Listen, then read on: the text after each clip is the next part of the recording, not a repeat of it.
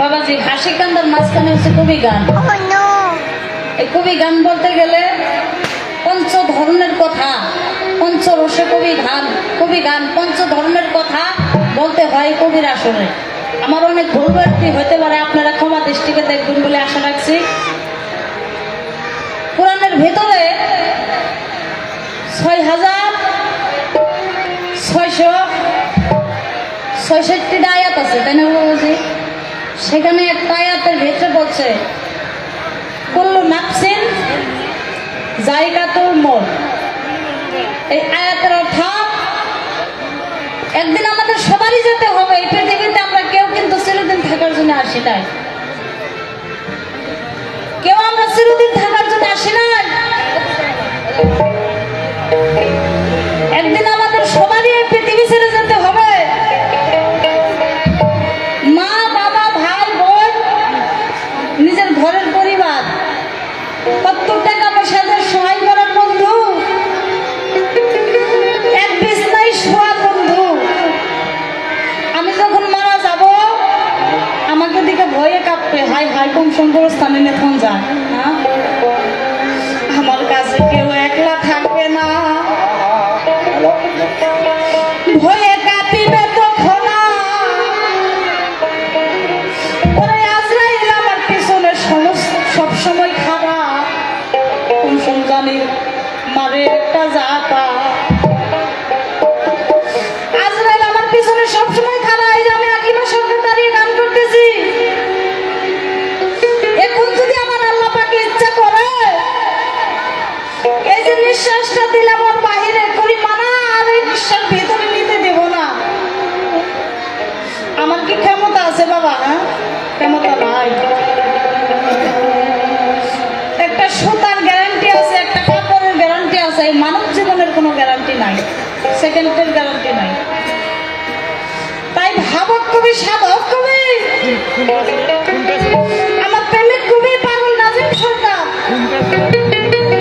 এনার লেখা গান তিনি গানের ভাষায় রচনা করে বলেছেন, ঘরে আমায় নায়ক নিতে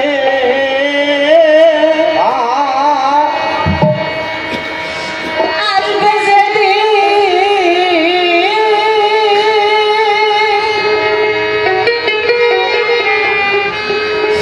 ওই পাশে